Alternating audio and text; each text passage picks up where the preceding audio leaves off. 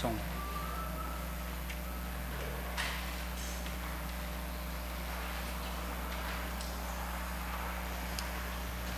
Boa noite, irmãos. Boa noite para você que nos visita nessa noite. Graça e paz a todos. Abram comigo, por gentileza, em 1 João capítulo 1. 1 João capítulo 1. Nós vamos ler do versículo 1 ao 4.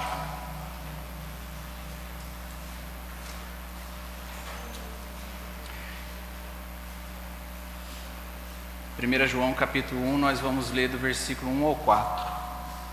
A minha versão, os irmãos já sabem, a revista é atualizada. E minha versão diz assim: o que era desde o princípio, o que temos ouvido, o que temos visto com os nossos próprios olhos, o que contemplamos e as nossas mãos apalparam com respeito ao verbo da vida. E a vida se manifestou, e nós a temos visto e dela damos testemunho, e vô-la anunciamos, a vida eterna, a qual estava com o Pai e nos foi manifestada. O que temos visto e ouvido anunciamos também a vós outros, para que vós igualmente mantenhais comunhão conosco. Ora, a nossa comunhão é com o Pai e com seu Filho Jesus Cristo.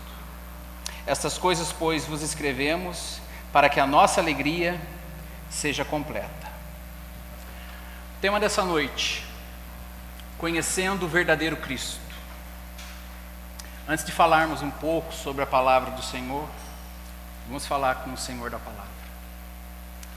Senhor, mais uma vez queremos nos dirigir ao Senhor, pedindo a Ti que venha falar conosco com poder e autoridade. Convém, Senhor, que a gente diminua e que o Senhor cresça, e que o Teu nome, mais uma vez, seja glorificado, ó Pai. Abençoa-nos fortemente com a Tua palavra, ó Pai. É a nossa oração a Ti, em o nome de Jesus. Amém.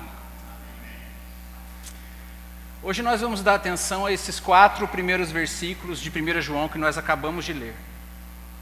E no momento futuro, se o Senhor permitir, nós poderemos dar continuidade ao restante dessa preciosa carta escrita pelo apóstolo Paulo. Nesses 4 versículos nós temos o que é chamado de prólogo. E o que é o prólogo? Prólogo nada mais é que uma introdução. É a introdução de um trabalho, onde o autor desenvolve as ideias preliminares sobre o assunto que ele vai desenvolver na obra. Para o nosso contexto, prólogo é o caminho que nos leva para dentro do livro de João. É aqui no prólogo que ele vai dizer em poucas palavras o assunto dessa carta, o conteúdo dessa carta. Nós vivemos em uma época em que qualquer tipo de certeza, qualquer tipo de posicionamento ou convicção absoluta sobre a verdade parece suspeita. A nossa sociedade abandonou a ideia de absolutos. Hoje em dia, todas as opiniões e caprichos filosóficos parecem ter igual validade. Infelizmente, a igreja de hoje, influenciada pela cultura secular, se tornou vítima de um sistema que tolera diversos pontos de vista. Os escritores da Bíblia, por outro lado, tinham plena certeza no que eles acreditavam e em quem eles acreditavam. E sob a inspiração do Espírito Santo, escreveram com uma clareza e ousadia que faz com que a mensagem da salvação seja compreensível para a mente que foi regenerada. Ainda assim, o próprio fato de alguém se impor com autoridade hoje em dia é totalmente contrário às atitudes relativistas da atualidade. E aqueles que se posicionam, que permanecem firmes, são chamados muitas vezes de insensíveis, sem amor, anti-intelectuais. A realidade é que aqueles que negam a clareza das Escrituras são provavelmente motivados por uma rebelião contra a sua mensagem, que é clara a respeito do pecado, que é clara a respeito da justiça de Deus. Esses 4 versículos que acabamos de ler falam claramente sobre a eternidade de Jesus Cristo. Eles falam claramente sobre a humanidade de Jesus Cristo. Jesus é o alfa e o ômega, o princípio e o fim. Ele é o início do cristianismo e ele é o fim do cristianismo. Não há cristianismo sem Jesus Cristo. E por isso não é surpresa João começar o seu texto da forma como ele começou. O ponto principal que nós precisamos entender nessa noite é o seguinte: para se obter a verdadeira salvação, você deve conhecer e crer no Cristo verdadeiro. Repito, para se obter a verdadeira salvação, você deve conhecer e crer no Cristo verdadeiro. Steven Lawson. Steven Lawson é um pastor que eu sigo há certo tempo. E ele é um pastor cujo ministério tem sido edificante em minha vida. Seu ministério, assim como de outros homens, tem abençoado a minha vida e a vida da minha família. Steven Lawson vai dizer: você pode estar errado a respeito de muitas coisas na sua vida, mas se você estiver errado a respeito de Jesus Cristo, você estará perdido. Ele continua: você não pode estar errado a respeito de Jesus Cristo e ao mesmo tempo ser justificado diante de Deus. Em outras palavras, se você acreditar em um Cristo falso, você não terá salvação.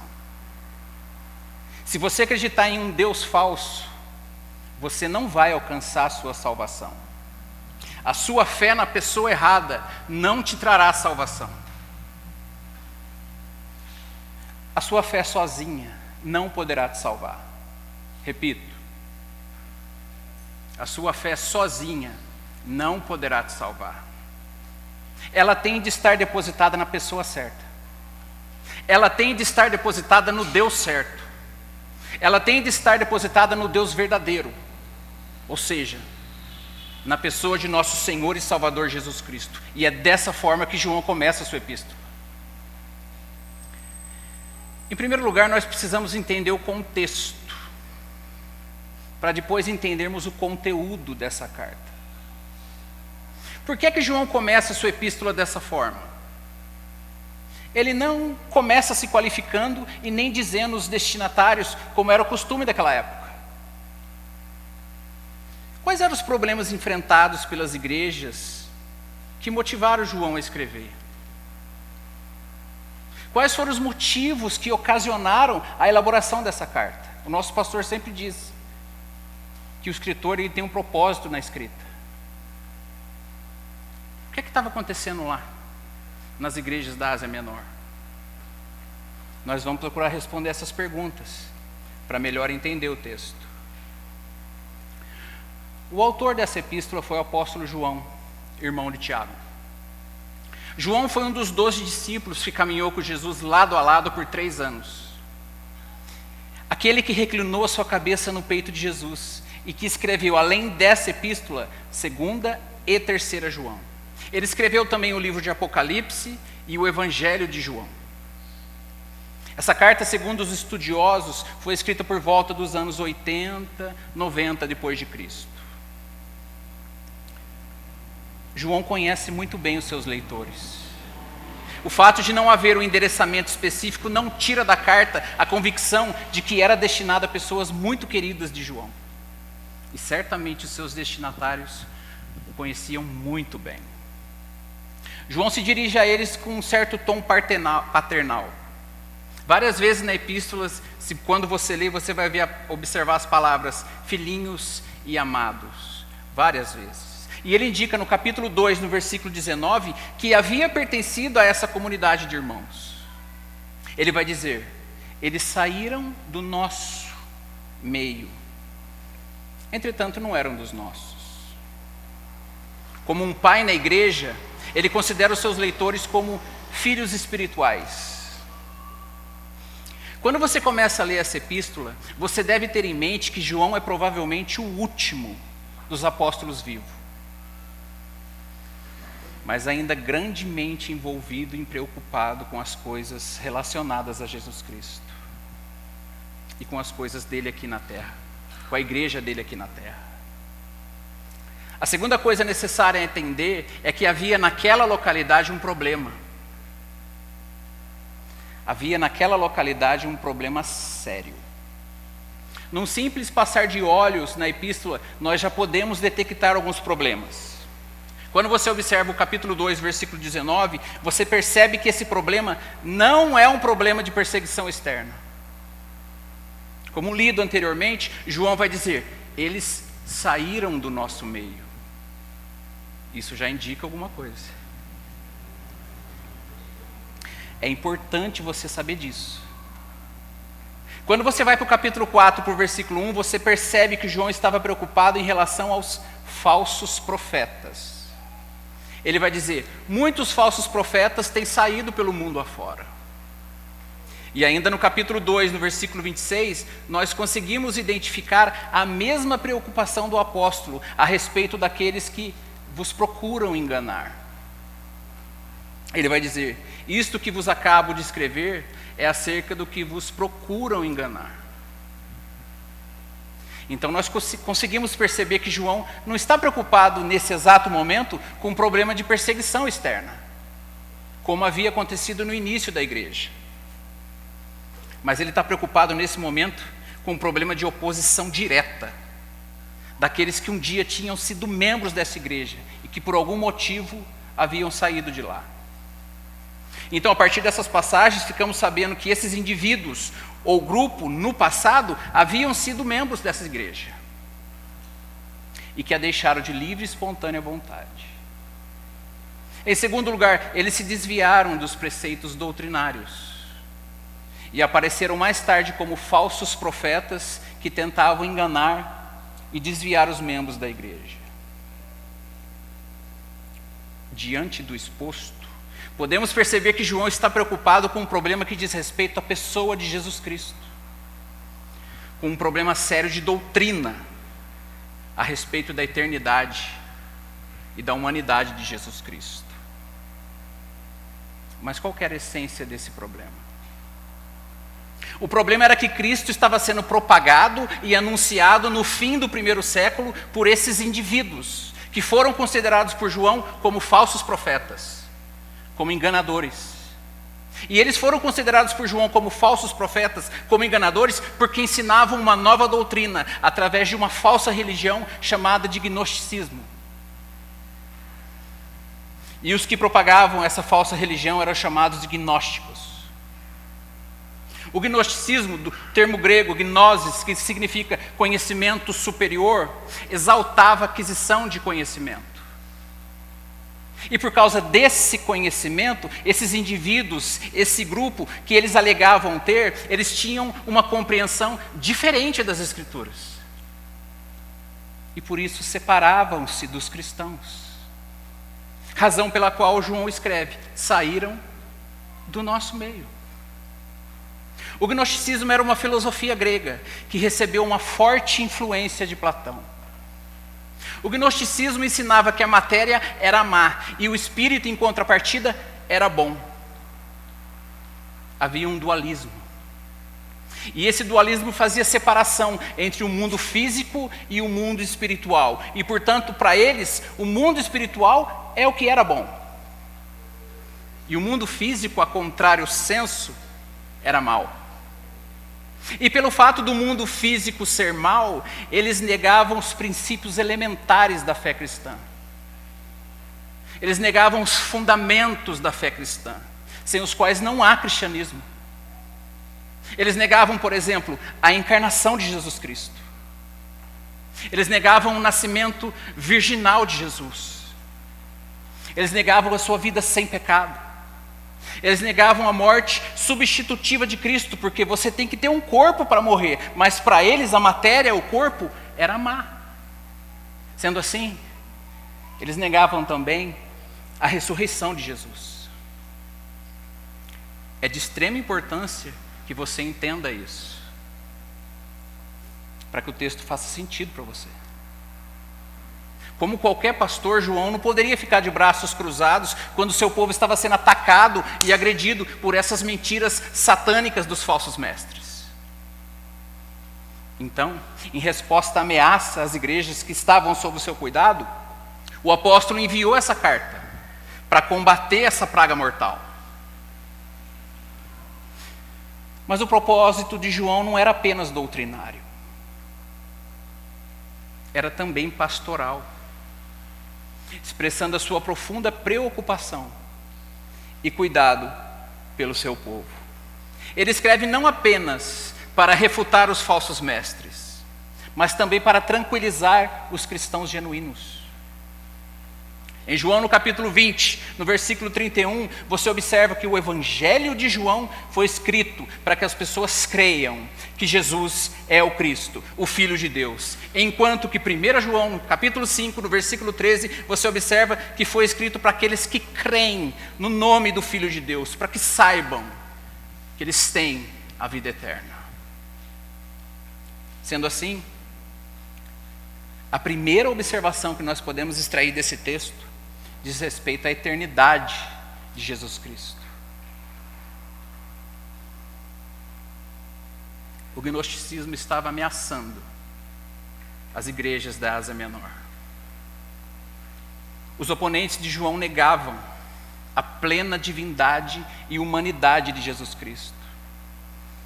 E, portanto, João começa a sua carta desse jeito. Observe comigo o versículo 1, a primeira parte. O que era desde o princípio. Ele está falando aqui da eternidade de Cristo. João começa do ponto mais alto. Ele começa dizendo o que era desde o princípio. Ele abre a sua epístola e ele não se apresenta. Ele abre a sua epístola e ele não identifica os destinatários, mas ele expõe logo no primeiro versículo a natureza de Cristo. O que era desde o princípio. Essas palavras soam como a frase de abertura do Evangelho de João. No princípio era o Verbo. Ele faz uma afirmação da pré-existência de Jesus Cristo, da eternidade de Jesus Cristo. Antes que houvesse mundo ou qualquer outra criatura, Cristo já existia. A segunda pessoa da Trindade já existia. Ele sempre existiu. Ele não veio à existência no ventre de Maria. Ele não veio à existência na manjedoura. Na manjedoura ele apareceu como homem, mas ele sempre existiu. E ao afirmar isso, João está dizendo aos seus leitores que a natureza de Cristo é a mesma natureza do Pai. É da mesma essência do Pai, porque a eternidade é um atributo de Deus e somente de Deus. Todas as suas criaturas tiveram um princípio, mas Jesus não teve princípio. Ele sempre existiu. Ele é o alfa e o ômega, aquele que é, que era e que há de vir. Apocalipse capítulo 1, versículo 8. O princípio e o fim. Apocalipse capítulo 1, versículo 17. João não estava oferecendo nada de novo aos seus ouvintes. Ele não estava escrevendo nada de novo aos seus destinatários. Pelo contrário, era a mesma mensagem. Nada mudou. Era a mesma mensagem proclamada pelos apóstolos de Jesus. Quem estava trazendo uma nova mensagem eram os gnósticos. Eram os falsos mestres, os enganadores. Eles estavam trazendo uma nova visão. Eles estavam trazendo uma nova revelação. Eles estavam trazendo uma nova doutrina, em que eles alegavam que estavam recebendo mensagens diretamente de Deus. Novas informações diretamente de Deus. Mensagens que estavam colocando em xeque a divindade e a eternidade de Jesus, afirmando que ele não era um ser eterno, que havia sido criado em certo ponto da eternidade. E João diz logo no primeiro versículo de sua carta, negativo, pois ele era desde o princípio. Quando você lê o Evangelho de João no capítulo 1, no versículo 1, você vê imediatamente a similaridade. No princípio era o Verbo, e o Verbo estava com Deus, e o Verbo era Deus. Então nós podemos perceber que no princípio o Verbo já existia, e não somente existia, como estava em íntima comunhão com o Pai. A ideia do estava com Deus, no grego, traduz íntima comunhão com o Pai. De fato, o Verbo era Deus. Ele não estava um nível abaixo de Deus. Ele não estava um nível acima de Deus. Não, eles eram iguais e eles são iguais no que tange a natureza, divindade e eternidade. E em João, no capítulo 10, no versículo 30, Jesus vai dizer: eu e o Pai somos um. Eu não estou escrevendo nada de novo, disse João. O que eu tenho é a mesma mensagem proclamada há anos.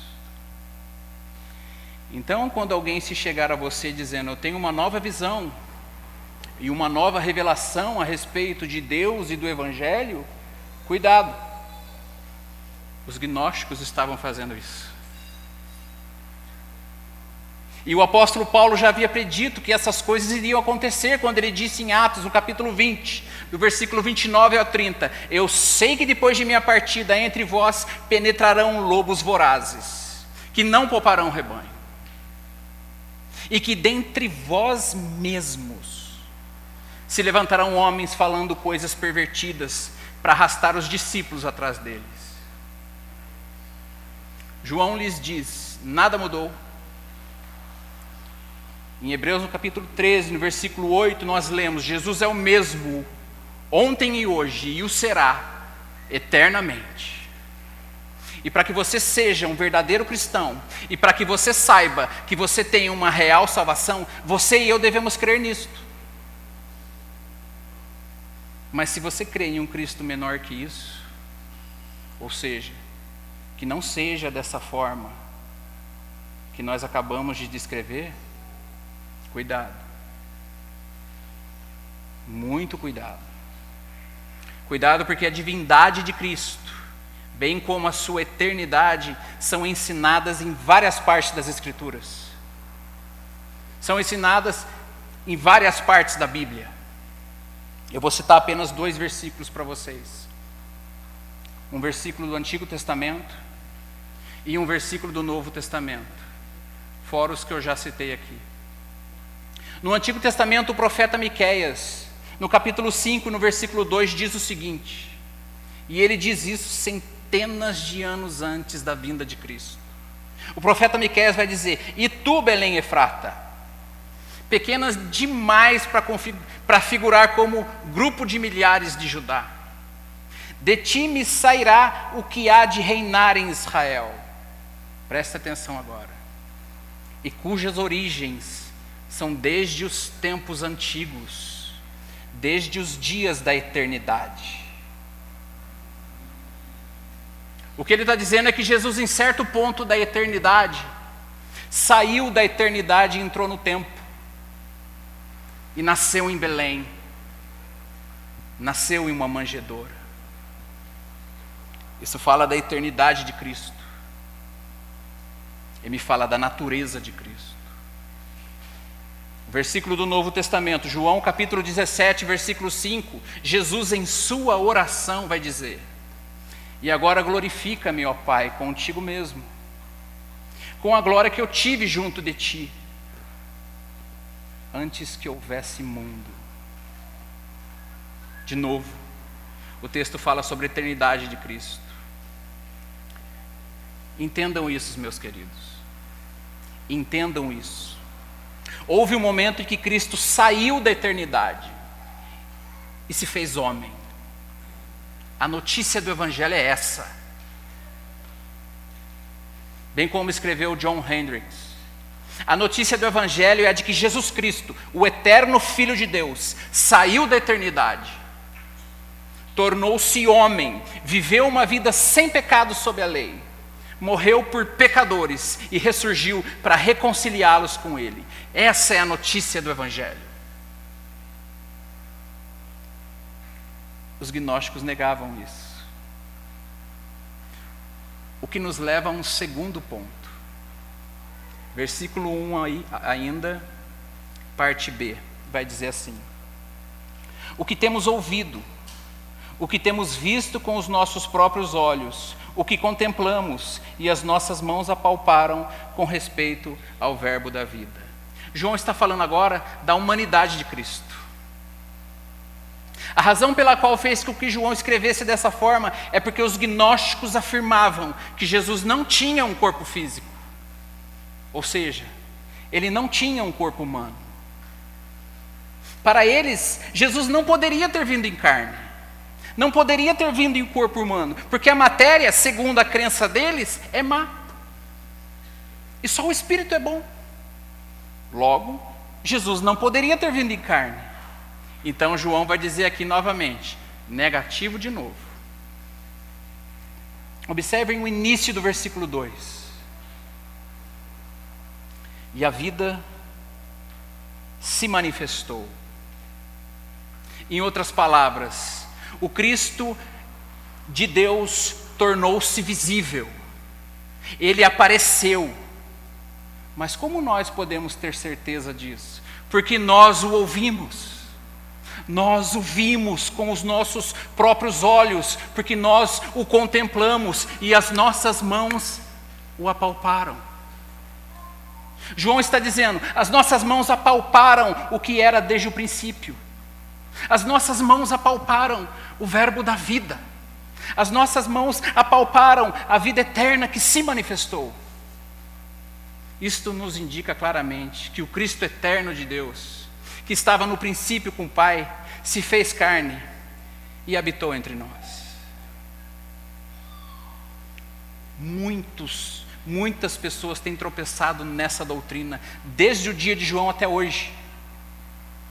São muitos os que não creem que Jesus Cristo, o Filho de Deus, tornou-se homem e habitou entre nós. Ou seja, até hoje eles não creem na encarnação de Jesus. Mas João vai dizer, em sua segunda carta, no versículo 7, porque muitos enganadores têm saído pelo mundo afora, os quais não confessam Jesus Cristo vindo em carne. Assim é o enganador e o anticristo. Muitos querem crer em Jesus quando ele permanece somente na realidade espiritual. Mas quando pregamos que em determinado momento da eternidade, Cristo adentrou no tempo, adentrou na história, nasceu em uma manjedoura em Belém, se fez homem, então a nossa pregação deixa de ser aceita por muitos. Mas João é específico, versículo 1. O que nós temos ouvido. Eu me fico imaginando na pele de João. Vocês já se imaginaram na pele de João? Eu me fico imaginando na pele de João. Como esquecer as palavras do Mestre? Imagine estar presente e ouvir todo o Sermão do Monte, o Sermão do Monte completo. Imagine ouvir as parábolas. Jesus usando figuras do dia a dia deles para ilustrar as suas parábolas. Imagine ouvir os ensinamentos antes e após os milagres. Como esquecer? Como esquecer a sabedoria das palavras nos debates com os fariseus? Até os guardas que foram enviados para prender a Jesus disseram, ninguém jamais falou como esse homem. João 7,46. De sua boca saía doutrina, de sua boca saía ensino, de sua boca saía palavras de sabedoria, de sua boca saía perdão, de sua boca saía graça, de sua boca saía verdade, de sua boca saía palavras de vida eterna. Como esquecer a sua voz? Disse João. O que nós temos ouvido. E eles não apenas ouviram. João ainda vai dizer, o que nós temos visto com os nossos próprios olhos. João está dizendo, nós o vimos. Os nossos olhos viram o seu corpo humano. Ele não estava tendo uma visão. Nós não estávamos tendo uma miragem. Ele não era um fantasma. Ele não era uma coisa imaterial da qual não podíamos pegar, tocar. Não, nós o vimos. O verbo da vida em corpo humano, em carne e osso. Nós vimos os seus milagres. O nosso pastor terminou recentemente uma série de sermões intitulados Transformados e Maravilhados, que foi uma bênção. Onde ele estava analisando uma série de milagres feitos por Jesus. A cura de um leproso, por exemplo, a cura de um paralítico, a cura do servo de um centurião, a ressurreição do filho da viúva de Naim, dos quais os apóstolos viram e puderam contemplar. Todas essas realizações servem de prova de que Jesus é o verbo da vida, o Filho de Deus. E João vai dizer lá no fim do seu evangelho: estas obras foram escritas para que creiais que Jesus é o Filho de Deus. João 20, 31. E João vai ainda mais fundo agora, quando ele diz: e as nossas mãos o apalparam. Sim, nós tocamos nele. Em João, no capítulo 13, do versículo 23 ao 25, nós vamos ler que João, o autor desse livro, o autor dessa epístola, ele se declinou sobre o peito de Jesus, encostou sua cabeça no seu peito, ouviu a batida dos seus corações, do seu coração, na última ceia do cenáculo. Sim, nós o tocamos com as nossas próprias mãos. Quando você lê Lucas, no capítulo 24, no versículo 39, você observa bem isso, quando Jesus aparece aos discípulos após a ressurreição e diz: vede as minhas mãos e os meus pés, que sou eu mesmo. Apalpai-me e verificai, porque um espírito não tem carne nem ossos, como vedes que eu tenho. Só que nesse aparecimento, Tomé não estava presente. Razão pela qual Tomé vai dizer, em João no capítulo 20, no versículo 25, se eu não vir nas suas mãos os sinais dos cravos, e ali não puser o meu dedo, e não puser a mão do seu lado, de nenhum modo acreditarei. Passados 8 dias dessa fala, os discípulos estavam novamente reunidos, à porta trancadas, e dessa vez Tomé estava com eles. E Jesus aparece no meio deles, a porta trancadas, e lhes diz: paz seja convosco. E o texto vai dizer que logo ele diz para Tomé: põe aqui o dedo e vê as minhas mãos. Chega também a mão do meu lado. Não sejas incrédulo, mas crente. Tomé respondeu: Senhor meu, Deus meu. No mesmo texto, humanidade e divindade. Nós o ouvimos, nós o vimos, nós o contemplamos e nós o tocamos. Ele era o verdadeiro Cristo que veio a este mundo como um homem sem pecado. E o porquê isso é tão importante? Porque os gnósticos estavam ensinando o contrário. E a defesa de João gira em torno disso. O nascimento virginal de Cristo depende disso. A sua vida sem pecado depende disso. A sua morte substitutiva na cruz do Calvário depende disso. A sua ressurreição depende disso.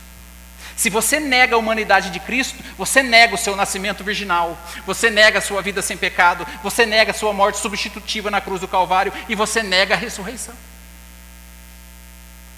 Então você nega, por consequência, o verdadeiro evangelho da salvação. E isso é fundamental para o cristianismo.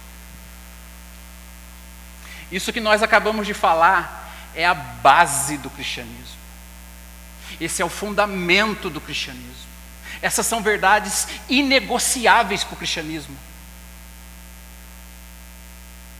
Entendam isso, meus irmãos. A pessoa que nega que Jesus Cristo veio em carne não está na fé. Observem comigo 1 João capítulo 4, versículo 2 e 3, que vai dizer assim: nisto reconheceis o Espírito de Deus. Todo espírito que confessa que Jesus Cristo veio em carne é de Deus. E todo que não confessa que Jesus veio em carne não procede de Deus. Pelo contrário, este é o espírito do anticristo, a respeito do qual tendes ouvido que vem, e presentemente já está no mundo. Acreditar nesse Cristo e confessar esse Cristo é estar no reino de Deus. Deixe-me repetir uma palavra do Steven Lawson que eu disse um pouco antes. Você não pode estar errado a respeito de Jesus Cristo e estar certo diante de Deus. Para que você esteja certo diante de Deus, você precisa estar certo a respeito de Jesus Cristo. Em 1 João, no capítulo 2, no versículo 23, diz: todo aquele que nega o Filho, esse não tem o Pai. E aquele que confessa o Filho, tem igualmente o Pai. Entenda, meu querido, é um pacote. É um pacote. Você não pode vir ao Pai se não tiver o Filho. E você não pode ter o Filho senão através do Pai. Se você tem o Filho, você tem o Pai. Mas se você estiver errado a respeito do Filho, você não verá o Pai. Foi João quem escreveu essas palavras. Mas existe ainda mais um ponto que eu gostaria de compartilhar com vocês antes de finalizarmos. Nós falamos a respeito da eternidade de Cristo. Nós falamos a respeito da humanidade de Cristo. E agora nós vamos falar um pouco sobre a nossa comunhão em Cristo. Versículo 3 e 4.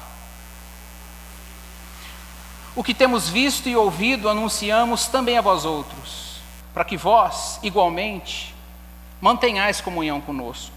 Ora, a nossa comunhão é com o Pai e com seu Filho Jesus Cristo. Essas coisas, pois, vos escrevemos para que a nossa alegria seja completa. O que vimos e ouvimos, anunciamos também a vós. Para quê? Para que vocês sejam cheios de conhecimento teológico? Não. Para que vocês conheçam o gnosticismo? Também não. Observe essa afirmação do versículo 3. Para que vós, igualmente, mantenhais comunhão conosco. Nos versículos 1 e 2, João deixa claro os aspectos fundamentais do verdadeiro cristianismo.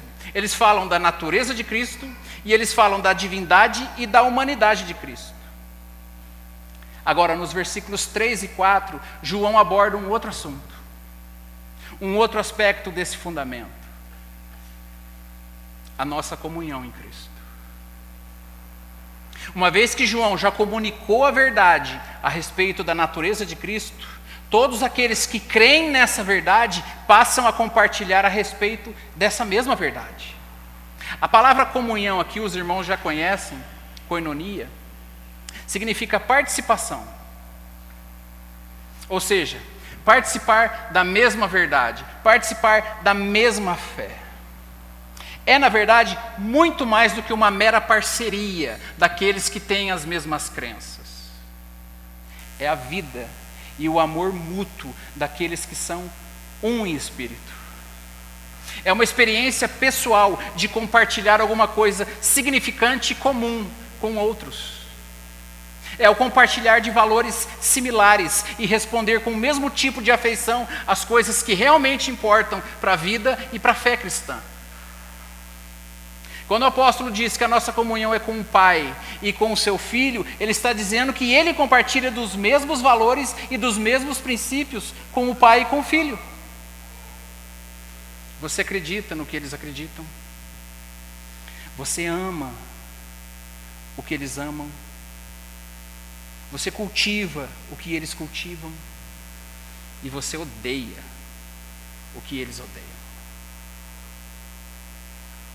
Essa comunhão com o Pai e com o Filho está relacionada a vocês gastarem tempo juntos. Comunhão, gastar tempo juntos com o Pai e com o Filho.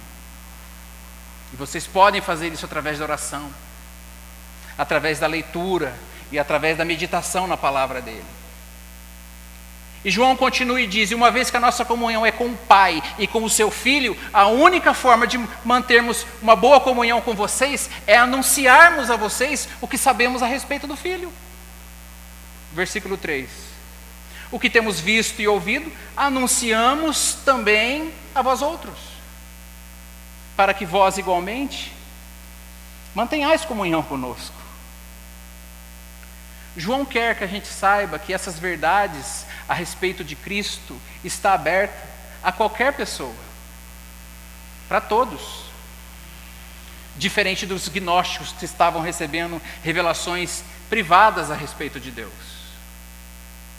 O que temos visto e ouvido, vos anunciamos. E vos anunciamos para que vocês também tenham comunhão em Jesus Cristo. A nossa comunhão, disse João, a nossa comunhão, o que temos em comum, está relacionado à pessoa de Jesus Cristo.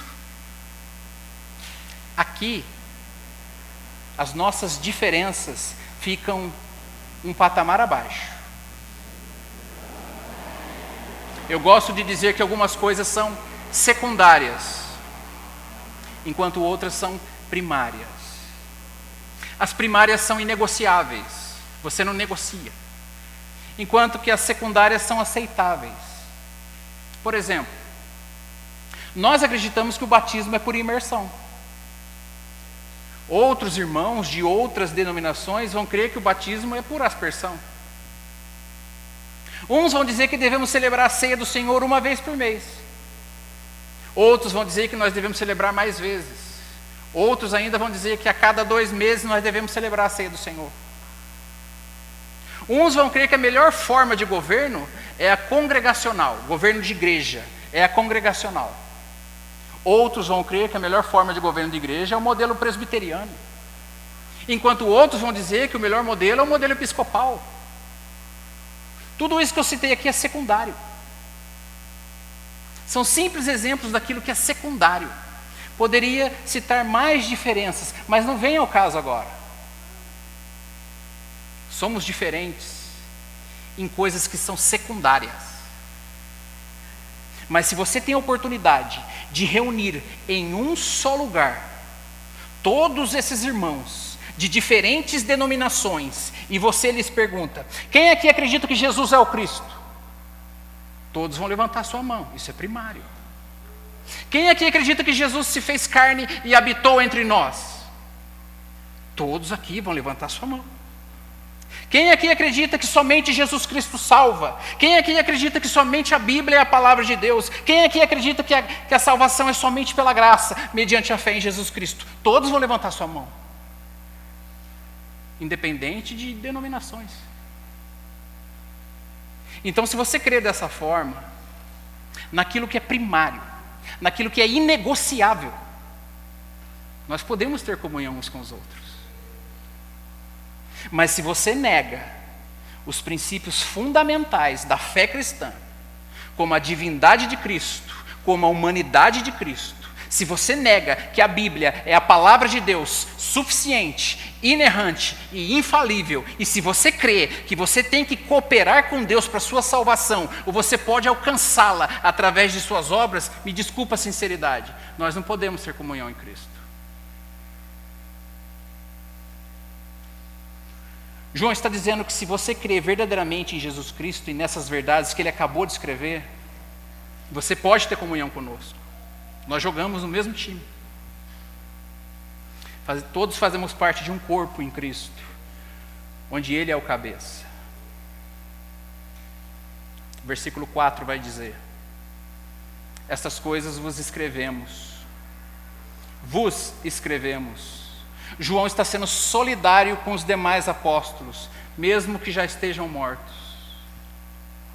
O que ele está dizendo aqui é o seguinte: nós, apóstolos, temos uma mesma mensagem para vocês. A nossa mensagem não é diferente.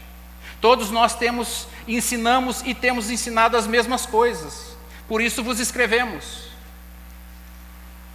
para que a nossa alegria seja completa. O apóstolo diz: a nossa alegria. Que alegria é essa? Provavelmente a alegria descrita em 3 João, versículo 4, que diz: não tenho maior alegria do que esta, a de ouvir que os meus filhos vivem de acordo com a verdade. É esta alegria.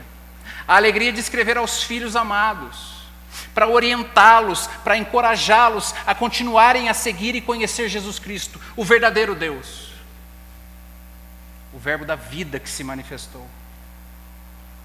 que se fez homem, do qual ouvimos vimos, tocamos, contemplamos e vos anunciamos. É assim que João começa a sua epístola. Uma epístola diferente das demais, onde ele quebra a formalidade e não se introduz, e nem identifica os seus destinatários.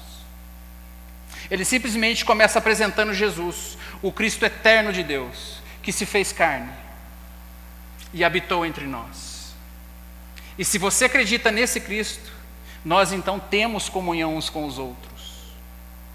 Mas se você ainda não acredita nele e não o conhece, você tem a oportunidade de conhecê-lo nessa noite.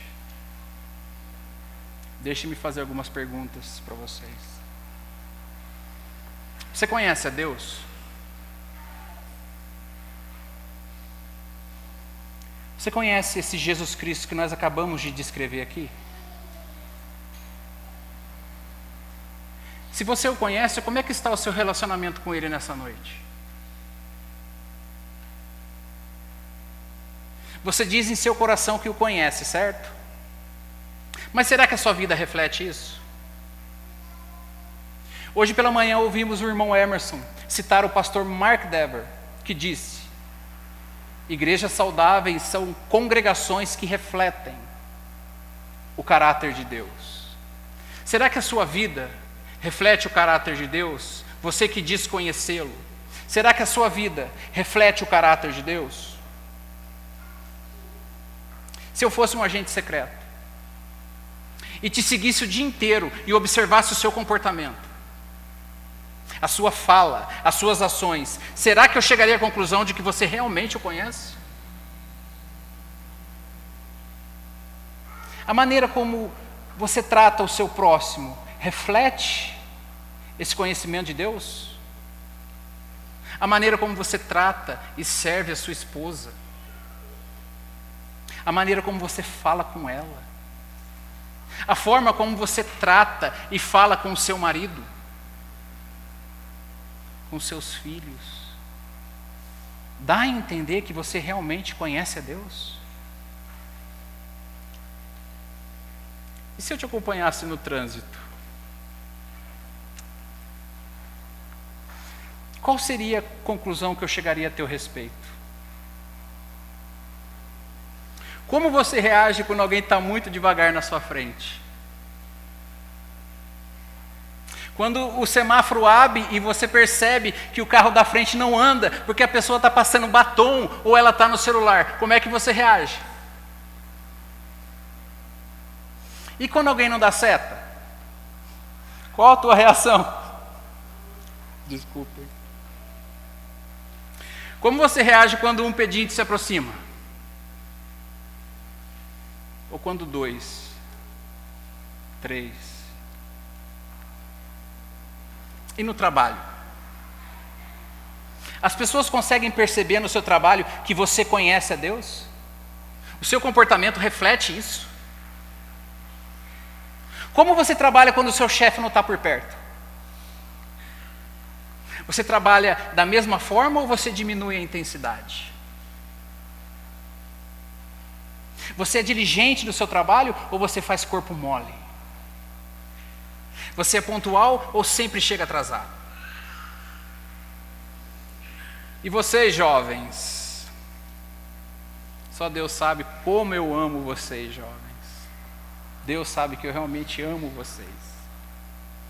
Respondam para mim, jovens, seus amigos e coleguinhas de escola e de cursinho, sabem que vocês conhecem a Deus? Eles conseguem perceber isso? A maneira como você fala, a maneira como você se veste e se comporta, reflete esse conhecimento de Deus para eles? E quando vocês estão sozinhos? O que vocês fazem? Fica o tempo todo no celular? Jovens, vocês estão ansiosos em relação ao futuro? Como vocês lidam com isso? Como que o conhecimento que vocês têm de Deus te ajudam a lidar com a ansiedade de não saber o dia de amanhã? Nós já falamos sobre isso, jovens, mas não custa relembrar. Ser ansioso é ter um cuidado distraído. É ter nossas mentes e corações divididos em dois mundos. É ter uma atenção dividida, é ter uma mente dividida, é ter um coração dividido. Talvez esse seja o grande problema da ansiedade. Ou seja, ela nos distrai, nos deixa sobrecarregados e tira a nossa força espiritual,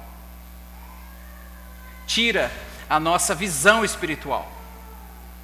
Ficamos presos no aqui e agora e não conseguimos ver o lá e depois. A tua preocupação, jovem, a tua preocupação te força a ficar preso na horizontal e nas coisas deste mundo, ao invés de olhar na vertical para as coisas de Deus. Vocês se lembram que Jesus disse em Mateus capítulo 6, versículo 25? Não andeis ansiosos pela vossa vida. Por que não? Porque vocês têm um Pai Celestial que cuida de vocês. Vocês não conhecem?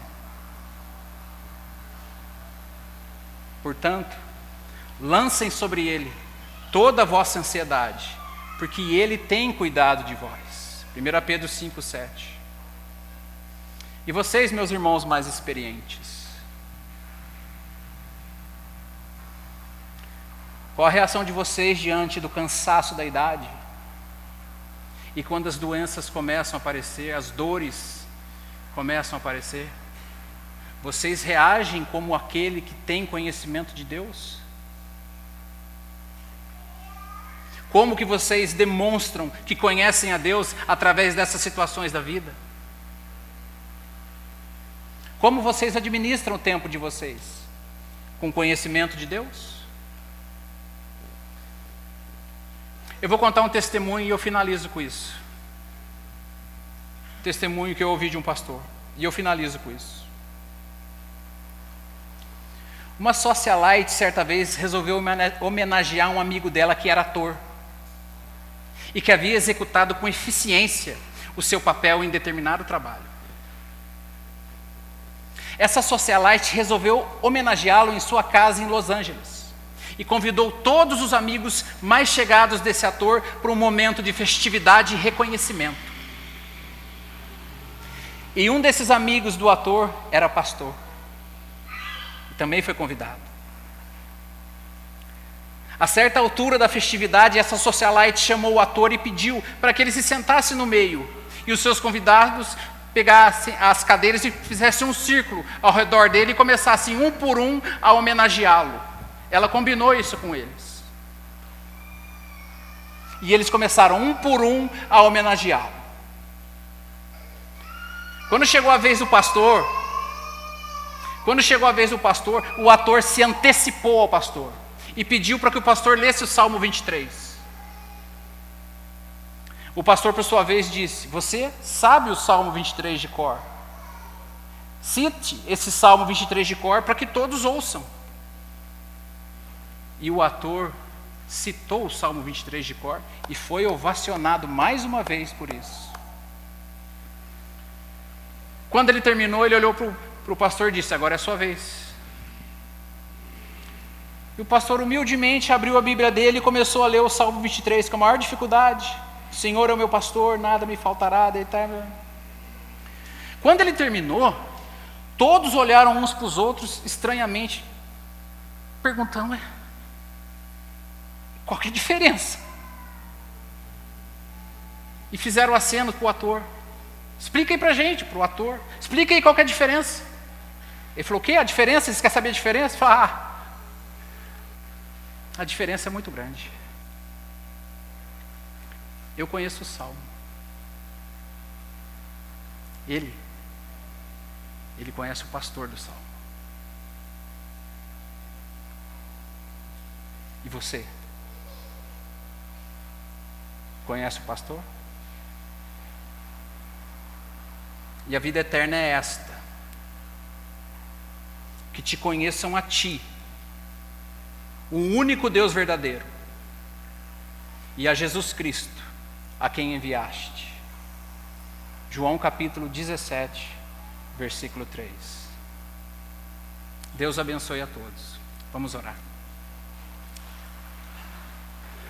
Senhor, obrigado por ter trazido o teu povo para a tua casa, Senhor, para ouvir a tua palavra. Obrigado, Senhor, por ter falado com o teu povo, com as tuas ovelhas, com a tua igreja, Senhor. Que possamos ter uma vida, Senhor, diariamente, que possa refletir para o mundo que nós o conhecemos, Senhor. Certamente iremos pecar, certamente iremos falhar, Senhor, mas que não seja, Senhor, seguidamente, ó Pai. Que possamos, ó Deus, glorificar o teu nome através das nossas vidas, seja em nossa casa, seja no trabalho, seja no trânsito, onde quer que estejamos, Senhor. Que possamos viver uma vida que reflete a tua glória, para a honra e glória do Senhor. É a nossa oração a ti, Senhor, em nome de Jesus. Amém. Convido toda a igreja a se colocar em pé.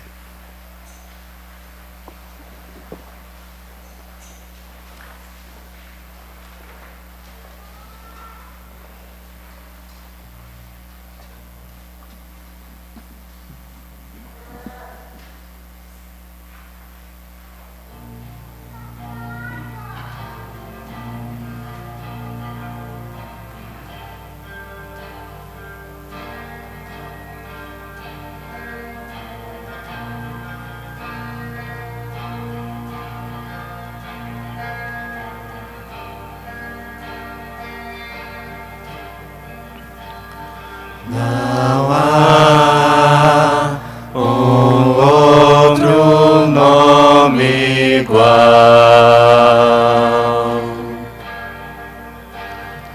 maior que a terra, céu e mar.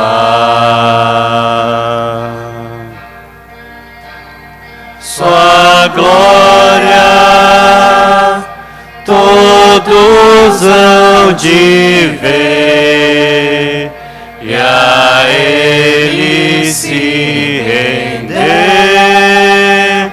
Igual outro não há. Sua face brilha mais que o sol. Sua graça eterna em amor. O Rei que soberano está, em glória reinará. Igual outro não há. Erga os olhos, o Rei chegou, a luz do mundo nos alcançou. Não há um nome igual, não há um nome igual. Cristo é o Senhor, o invencível reinando está. Montes se prostram para adorar. Não há um nome igual, não há um nome igual. Cristo é o Senhor, Jesus.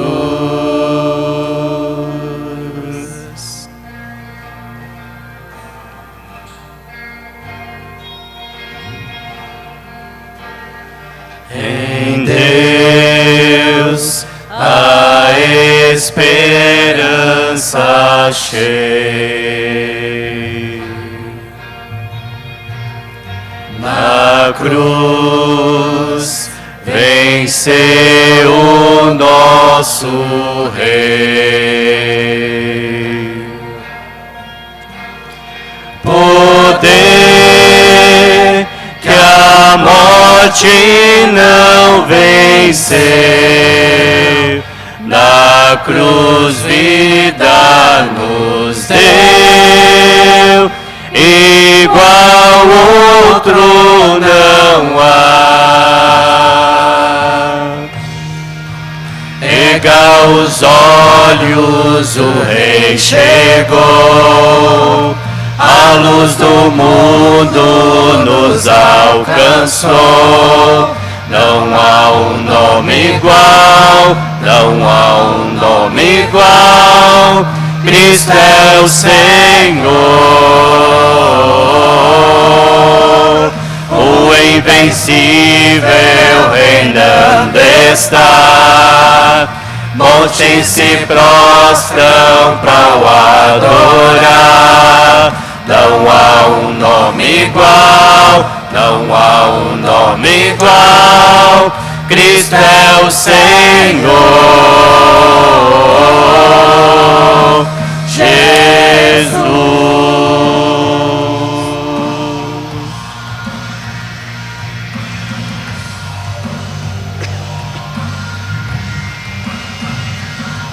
Com teu poder, cadeias se rompem, terra e céu adorem teu nome, o nome de Jesus. O nome de Jesus é santo, santo, santo. Com teu poder, cadeias se rompem, terra e céu adoram teu nome, o nome de Jesus. O nome de Jesus é santo, santo, santo. Erga os olhos, o Rei Chegou, a luz do mundo nos alcançou.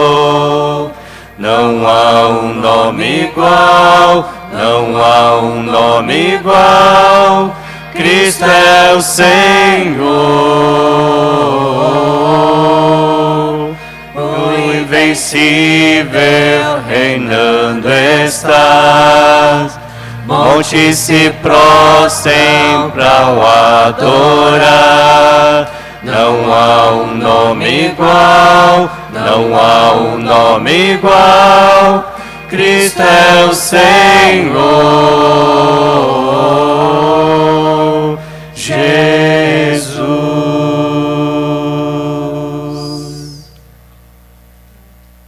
Os irmãos podem sentar.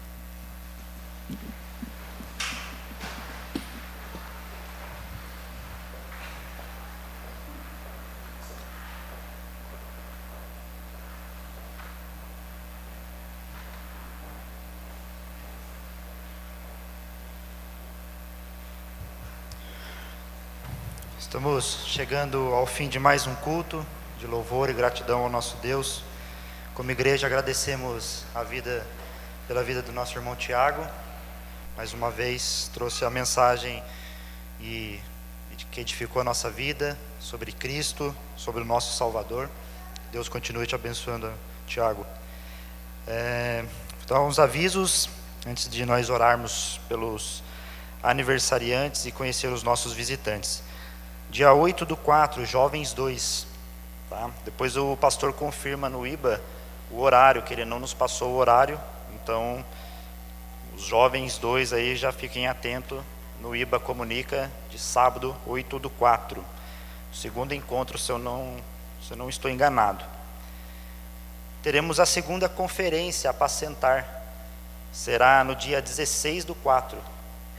Semana que vem o pastor também vai reforçar o aviso. Pela manhã nós teremos o pastor Clodoaldo e à noite teremos o pastor Wallace, tá? Acho que é conhecido dos irmãos, homens de Deus aí, nos abençoou muito, principalmente no curso Autoconfrontação. Todos praticamente o conhecem.